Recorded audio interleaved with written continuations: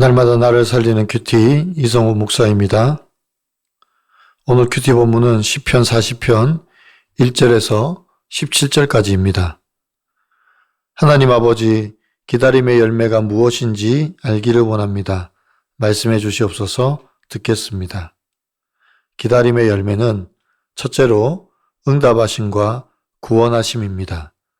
시편 40편은 다윗이 지은 감사와 찬송의 시입니다. 하나님께서 베푸신 구원에 대한 깊은 감사와 감격, 앞으로의 헌신에 대해서 말씀하고 있습니다. 1절에서 3절입니다. 내가 여호와를 기다리고 기다렸더니 귀를 기울이사 나의 부르짖음을 들으셨도다. 나를 기가 막힐 웅덩이와 수렁에서 끌어올리시고 내 발을 반석 위에 두사 내 걸음을 견고하게 하셨도다. 새 노래 곧 우리 하나님께 올릴 찬송을 내 입에 두셨으니 많은 사람이 보고 두려워하여 여호와를 의지하리로다 라고 합니다. 다윗은 절망적 상황에서 인내하고 기다렸더니 하나님께서 응답하셨다고 고백합니다. 이 기다림은 단순한 기다림이 아니라 간절하고 끈질긴 기다림을 의미합니다. 그래서 다윗은 하나님께서 기가 막힐 웅덩이와 수렁에서 건져내시고 반석 위에 세워주셨음을 고백하고 있습니다. 우리의 연약함 중에 하나가 조급함이지 않습니까? 특히 절망적 상황 속에서 기다림이란 더욱 어렵고 힘듭니다. 그런데 오늘 다윗은 그런 상황 속에서 하나님께 간절히 부르짖으며 끈질기게 기다렸음을 우리에게 보여주고 있습니다. 이것이 진정한 믿음입니다. 하나님만 의지하고 신뢰했기 때문에 절망 가운데서도 기다릴 수 있는 것입니다. 다윗은 또 하나님을 신뢰하는 자의 복과 하나님을 의지하는 자가 참으로 복된 자라고 선언하며 하나님의 기이한 일들과 우리를 향한 생각이 셀 수도 없음을 찬양하고 있습니다.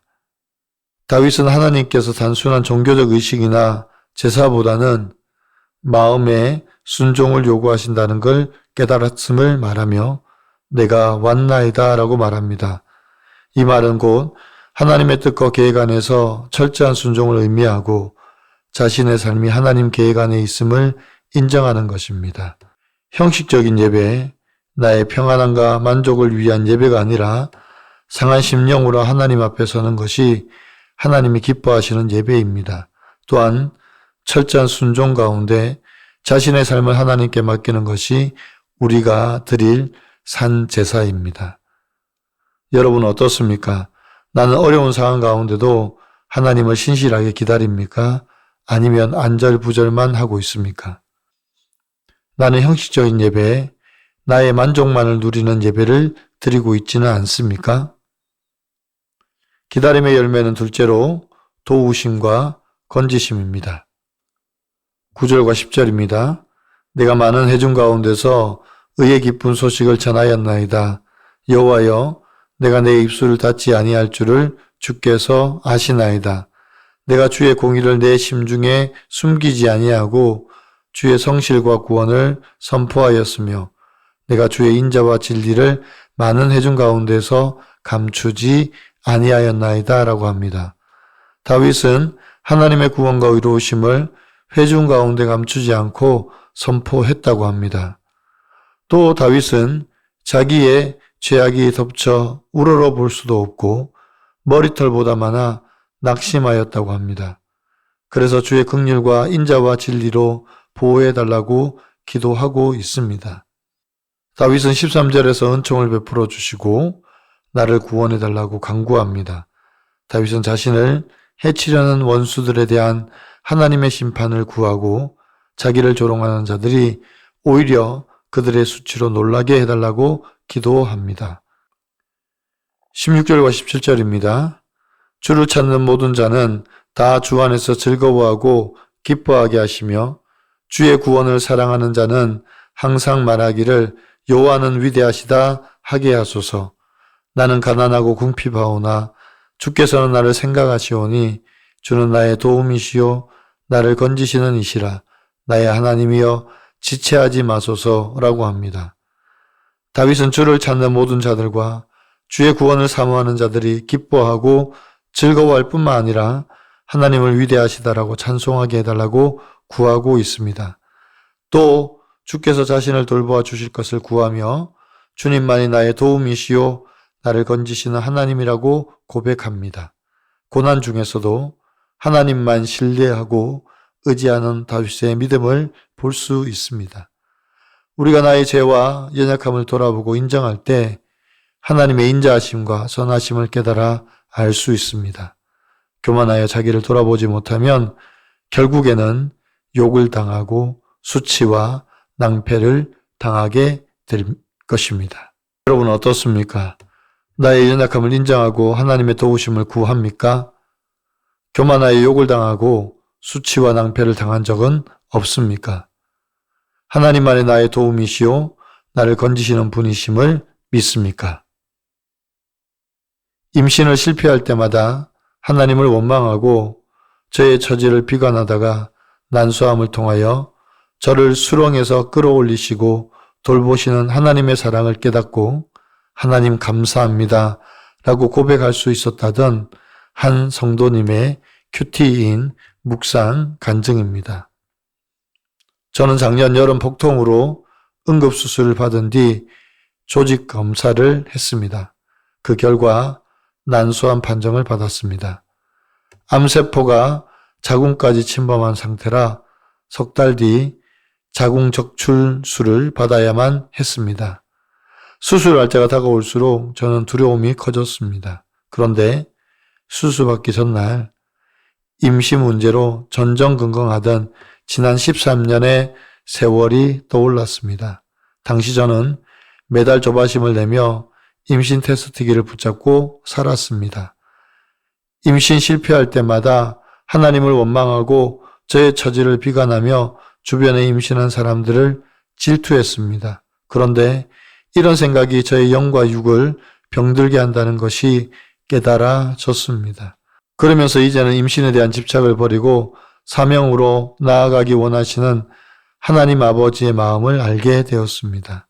그러자 오늘 다윗의 고백처럼 하나님이 제 입에 새 노래를 두시며 저와 함께 하신다는 것을 느껴졌습니다. 하나님이 육적 우사만 바라고 집착하던 너의 헛몸을 버리고 영적 우사를 기대하고 바라라고 하시며 제게 새 노래를 선물로 주신 것입니다. 이후 저는 수술과 치료의 모든 과정 가운데 저를 질병의 수렁에서 끌어올리시고 돌보시는 하나님의 사랑을 느낄 수 있었습니다. 퇴원하는 날에는 모든 주사 바늘을 뽑고 집에 갈 준비를 하면서 하나님 감사합니다. 이제 같이 집에 가요. 라는 고백이 나왔습니다. 비록 육신은 약해졌어도 저의 발을 반석 위에 두사 저의 걸음을 견고하게 하신 것입니다. 하나님이 아닌 암 사건만 바라보았다면 낙심에 빠졌을 텐데 저에게 하나님께 올릴 찬송을 허락해 주시니 감사합니다. 수술 후 찾아올 후유증과 재발로 인해 걱정할 때도 있었습니다. 그럼에도 이 시간을 두려움이 아닌 주 안에서 즐거움과 기쁨으로 보내길 원합니다. 저의 적용은 교회 홈페이지에 올라오는 공동체 지체들의 기도 제목을 보며 함께 기도하겠습니다. 주일학교 교사로서 제게 맡기신 아이들을 기쁘게 섬기겠습니다. 입니다.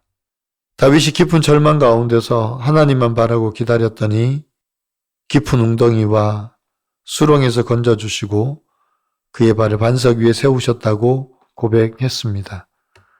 우리는 얼마나 기도하며 기다렸습니까? 기다리지 못하여 조급함으로 하나님을 원망하고 입술과 행실로 내 죄를 드러내지는 않았습니까?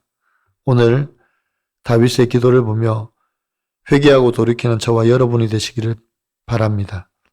하나님을 전적으로 신뢰하지 못하고 다른 해결책을 찾기 위해 전전긍긍하면서 살았던 모습을 단절하고 이제는 모든 상황 속에서 하나님이 나의 도움이시오 나를 건지시는 분임을 믿고 기다리는 저와 여러분의 삶이 되시기를 간절히 축원합니다. 기도드립니다. 사랑하는 주님, 감사합니다. 우리도 다윗과 같이 절망 가운데서 기다림으로 하나님의 뜻을 구하게 도와주시옵소서. 주를 의지함이 우리의 기쁨이 되게 하시며 주를 신뢰함이 우리의 즐거움이 되게 하여 주시옵소서. 그래서 날마다 입술의 찬송이 넘치게 하시며 삶으로 드리는 예배를 통하여 주의 구원을 맛보게 하여 주옵소서. 우리의 연약함과 궁핍을 아시는 하나님께서 우리의 도움이시요 우리를 건지실 하나님이심을 깨닫고 조용히 주님만 바라고 기다리는 저희가 되게 하여 주시옵소서. 우리를 사랑하신 하나님을 찬양하며 감사드립니다. 예수 그리스도의 이름으로 감사하며 기도드리옵나이다. 아멘.